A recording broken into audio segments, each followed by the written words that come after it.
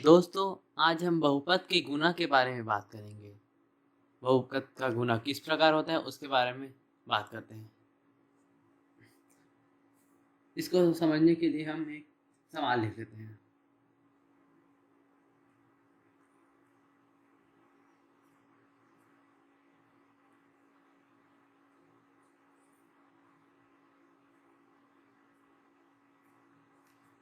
ये रहा हमारा सवाल। चलिए अब हम इसे कैसे हल करेंगे उसके बारे में जानते हैं।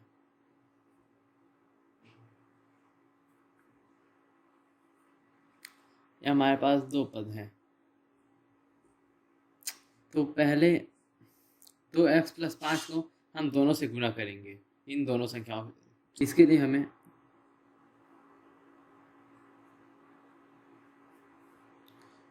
फिर यहाँ पास प्लस जो है उसे प्लस लिखेंगे और 2x को लिखकर गुना में जो संख्या है उसे हम पूरा लिख लेंगे। जैसे कि यहाँ पास 4x+3 है तो इसे हम पूरा लिख लेंगे। उसके बाद हम इन दोनों संख्याओं के बीच जो चिन्ह है उसे लिखेंगे। इन दोनों संख्याओं के बीच प्लस का चिन्ह है, इस कारण हमने यहाँ पास प्लस लिखा है। अब इसके बाद हम आगे हल करने के लिए इस 5 को उतारेंगे। उसके बाद फिर इसी संख्या को हम यहाँ पास उतारेंगे।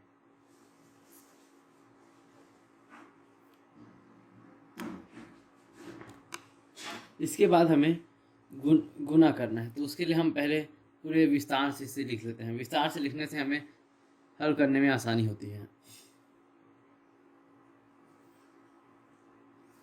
अब हमने ये लिख लिया। अब इसके बाद हमें चिन्ह का ध्यान रखना है।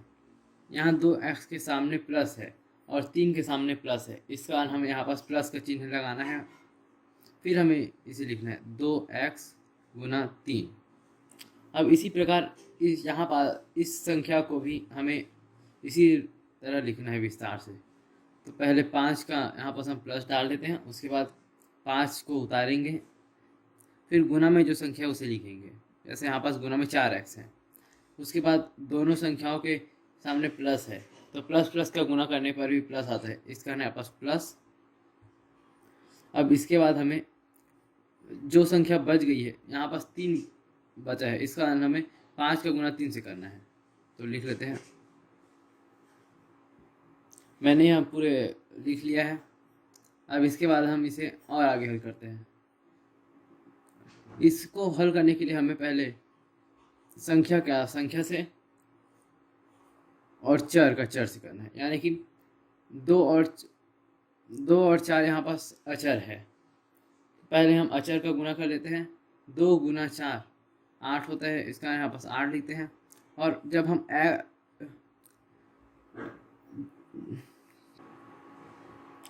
दोस्तों जैसे कि मैंने बताया था,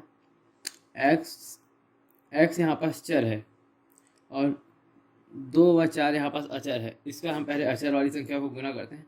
गुना करने पर हमें 8 प्राप्त हुआ।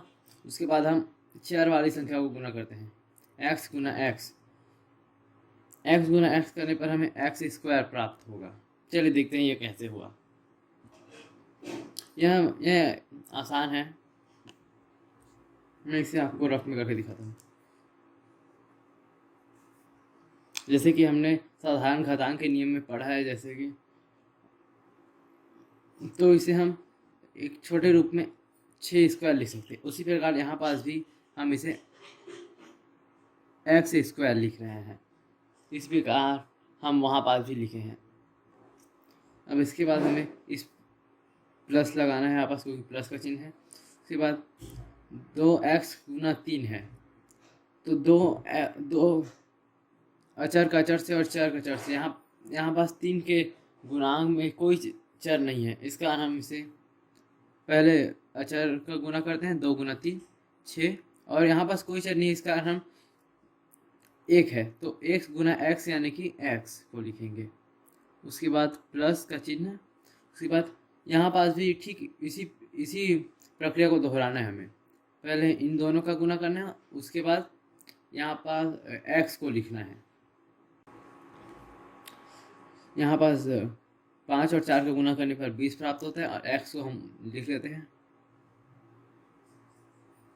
अब इसके बाद आया 5 गुना 3, इसे यहाँ पास कोई चर नहीं है, इसका कारण हम यहाँ पास सीधा 15 को लिख लिए हैं।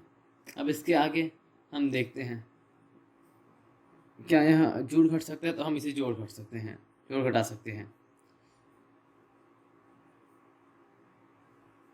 यहाँ पास आप देख सकते हैं कि यहाँ पास जो चर है वह समान है, बल्कि यहाँ पास चर अलग है। यहाँ पास एक्स स्क्वायर है, बल्कि यहाँ पास चर के रूप में एक्स है। तो अगर चर समान होता है, वह चर की घात समान होती है, तो हम उन संख्याओं को जोड़ लेते हैं। तो चलिए इसे जोड़ लेते हैं। अब यहाँ पास इस संख्या को उतार लेते हैं 15। तो हमारा आंसर है, तो हमारा ये आंसर है